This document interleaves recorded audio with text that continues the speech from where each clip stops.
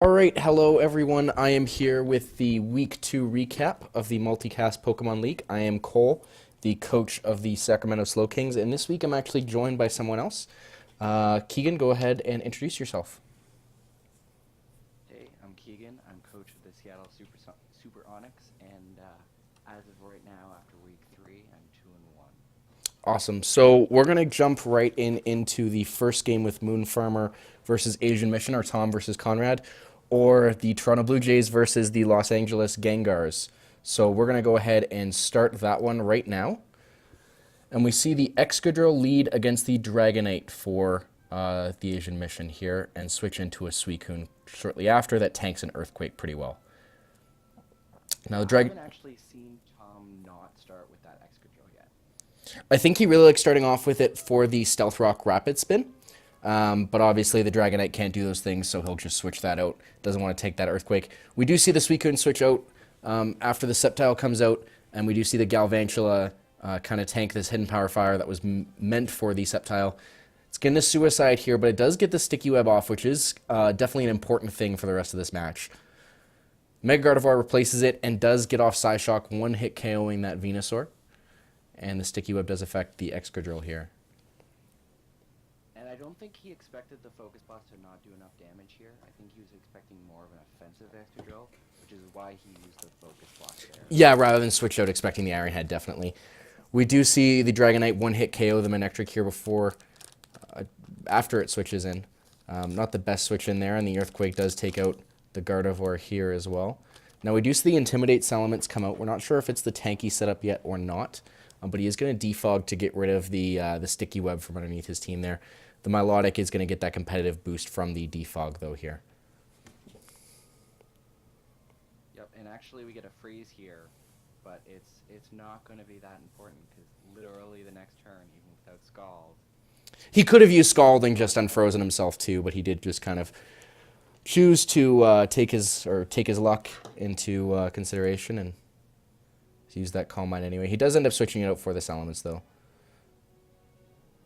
We do see Fire Blast come out from the Salamence, so we do know it is the specially attacking one rather than the physical attacking one. Or it could be a defensive as well. It could be, that's true. It did take a lot of those hits fairly well. We do see the Milotic take out the Excadrill there with the Scald. Not sure what that switch in was exactly for, and we do see Suicune start to maybe try and set up here with these Calm Minds on this Milotic. This Milotic is never going to get through this Suicune as long as it's running Rest, which I'm pretty certain it is. Yeah, I think it's kind of this. No, this Suicune is never going to get through this Milotic with the haze available. Yeah, he has no chance to set up. The Rest is obviously going to stop any kind of burn shenanigans that the Milotic might get with Scald. And we do see that the switch in coming in here from Conrad and the Lavender Town Gengars into the Sceptile. It's going to use the Leaf Storm that does very little here to the Salamence.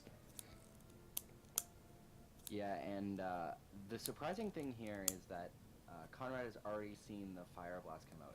And he stays in with the Sceptile. With the lower special attack. Yeah, no, I totally agree with that. Sceptile going to be very important in the later game to actually kill the Suicune. Yeah, he doesn't really have an answer for the Suicune other than the Sceptile. Dragonite can deal with it fairly well, but obviously he doesn't know yet if that Suicune has Ice Beam or not.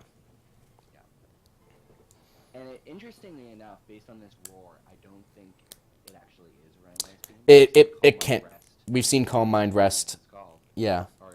We've seen all four moves. It can't be running Ice Beam at this point. So Dragonite is definitely the counter to it. Just because the Suicune can do very little damage to it if it doesn't get the burn off, and he really doesn't have any other kind of physical answer to this other than the Bisharp, which can die to the Suicune fairly easily with that Scald. Do you think it was a mistake to run Roar instead of Ice Beam on this Suicune? I mean, he really did not have very much ice coverage at all. I'm pretty sure he had a hidden power on the Gardevoir, but the Gardevoir obviously went down extremely quickly to the Dragonite. But yeah, the Dragonite has been Conrad's best Mon in the 2 weeks I've seen of him now. And definitely a required thing to have some sort of ice-type coverage move to deal with this thing. Now, the Dragonite here is Choice Banded. That's why you're seeing the switch out after he uses the Thunder Punch, so he isn't locked into it in case Moon Farmer switches here. Although, Thunder Punch doesn't see... It kind of seems to be like a free move right now because the Suicune and the Salamence are both take super effective damage from it. And it looks like Salamence isn't bringing any kind of Dragon Stab. It might be that he's running Roost, Hydro Pump, Fire Blast, and Defog. Yeah. So actually, Dragonite gets 3 Thunder Punches here. I don't think Conrad is willing to... now he sees the Hydro Pump. I think that's the first time that we've seen it this game. Now it's definitely yeah, and he switches right back into the Dragonite after he sees that here, knowing that he can kind of take any move that this Salamence has to offer, and that Outrage does one-hit KO it there. Yeah. And I think we're just going to see Outrage kind of finish the match here unless Conrad gets extremely unlucky with these confusions.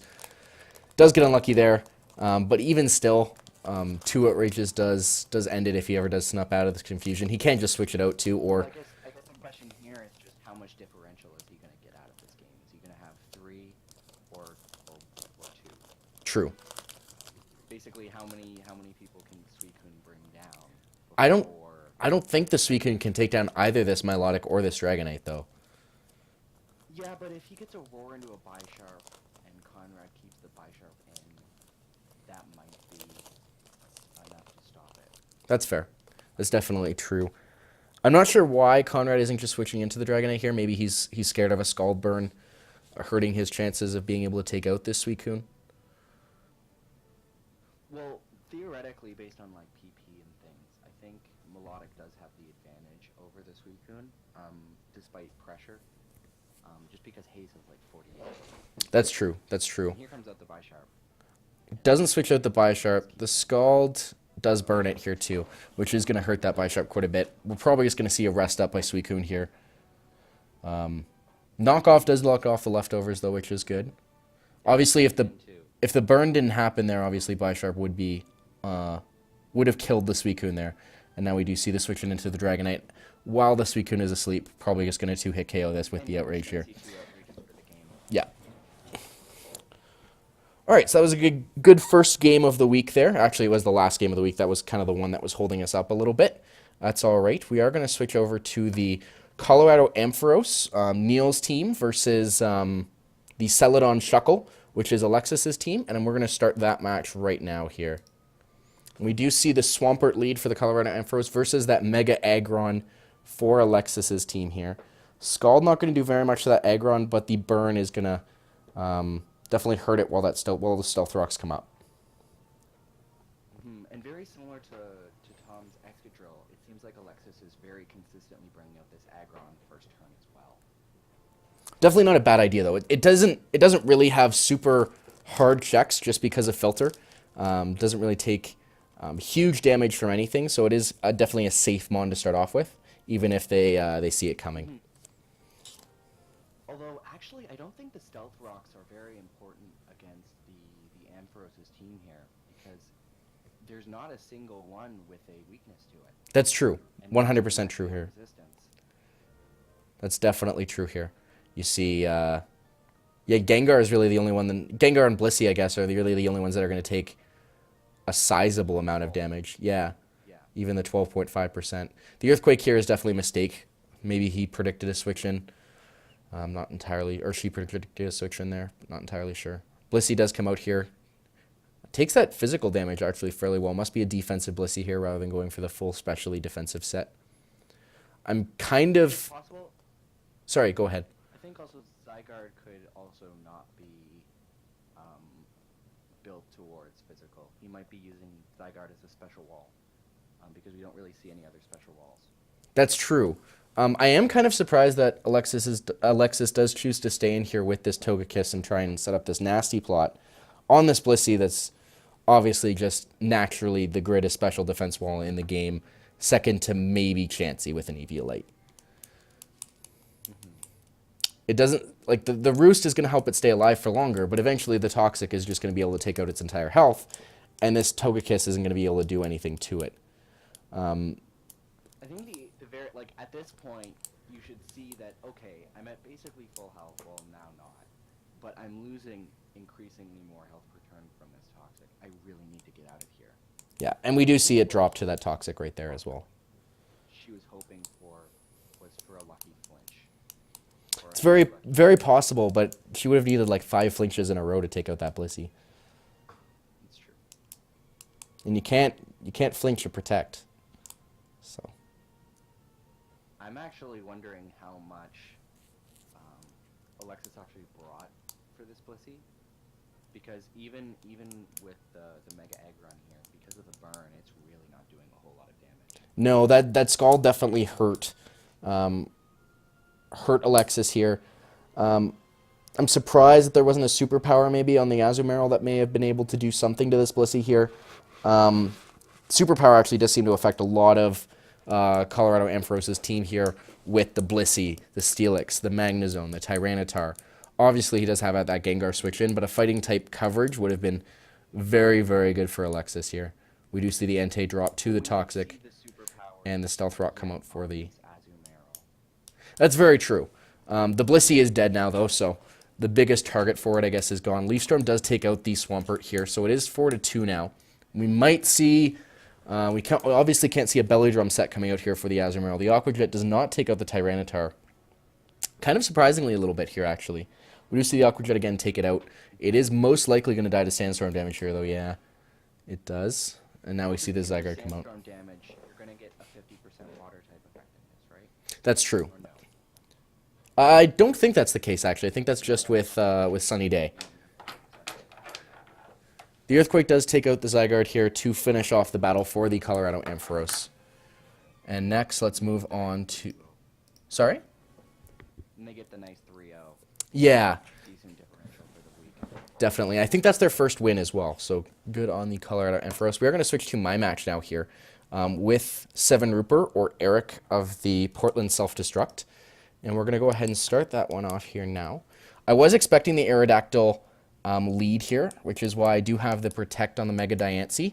And I know that I could two-shot it here with the Diamond Storm. He does use Magic Bounce, predicting me to maybe switch it out. I was expecting the Focus Sash just because he's brought it every single week on this Aerodactyl. Similar to Tom and Alexis, he has had kind of that consistent lead in each of his games so far. Not sure about the Heatran switch in here for the Earth Power. Do take it out very quickly with my Mega Diancie there.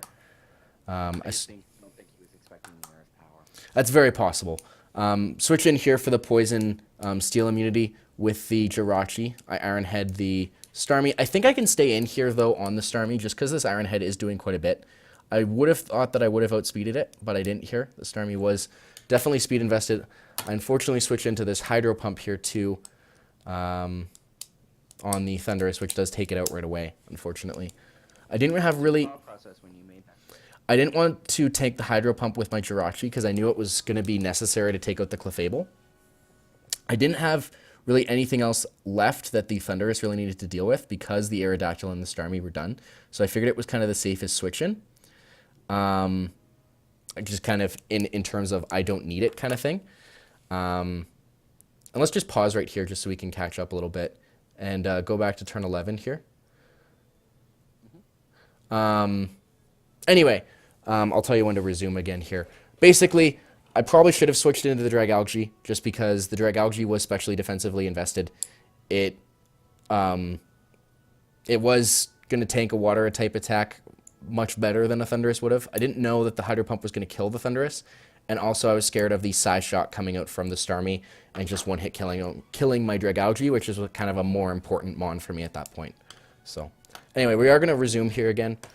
We do have the burn on this Scrafty here, who's starting to set up the Dragon Dance. I do get 2 Dragon Dances off to get my attack back to normal range and get the 2x speed up. I was kind of betting that he was running a Poison Heal set here rather than a Mach Punch set. The Iron Head does flinch the Breloom here. Thankfully, he doesn't use the Mach Punch. I don't think it would have done that much damage to the Jirachi, though, here. We're going to use the Iron Head here again. I think it does flinch again here. Yeah, and I'm free to take out the Weezing here. Jirachi is putting in work for me at this point. Yeah. Iron Head's obviously going to one-hit KO that Clefable, and then we are going to kill the Breloom as well here with it. So Jirachi putting in a lot of work for me. Like I said, I did want to save that Jirachi for later on in the battle because I knew that's kind of the potential that it had with that Iron Head just kind of taking out every Pokemon that he's got. Anyway, we are going to switch into your match here, and I'm probably going to get you to take over most of the commentary here with Jonas's Charlotte Volcaronis. So we can go ahead and start that one off here now. Okay, so he leads in with Keldeo, and I lead in with Therathorn, expecting the Keldeo. And I ran my EVs to have a good chance of actually killing Keldeo with a single Power Whip, but it doesn't go off. I got a little bit unlucky. And so I switch off expecting the second Secret Sword. And this basically makes it so that one substitute in the future will activate Unburn. Now I switch into Politoed for the Drizzle, expecting him to make a switch. And so we basically just play Switch Wars. And now I have my Kabutops in basically for free. And I'm just going to get a lot of damage. 6 turns left of rain, obviously, here too. Yeah, and Waterfall is going to do a lot of damage here. Even, like, it's going to go through, like, the protects don't matter. Yeah, and with the Keldeo so low too, he's really got nothing that can resist it, just about. Mm-hmm. And this was a huge mistake. I thought X-Scissor could kill. I didn't do the calcs. And so Seed Flare just murders my... I think the Shaman might have been defensively invested, though, here. Mm-hmm. And here is where that early take of the Secret Sword from Hawlucha really pays off. Is because now I get a substitute and Unburden. And so his Mega Altario can actually go faster than my Hawlucha. Which means that with this one Sword Stance, I'm just going to be able to sweep his team, basically. And that's all we're going to see, is just me sweeping his team from now on. Just because he has a lot of weakness to Flying type. Yeah, I can see that with the Keldeo, Shaman, and Volcarona. They all have that weakness. And basically all of his sweepers are not going to be able to outspeed an unburdened Hawlucha. And all of them are weak to Flying type. Makes sense. Anyway, that was definitely the quickest battle of the week. 5-0 victory for you. This is Cole of the Sacramento Slow Kings, commissioner of the Multicast Pokemon League, and Keegan of the Seattle Super Onyx. And thanks for joining us this week, guys.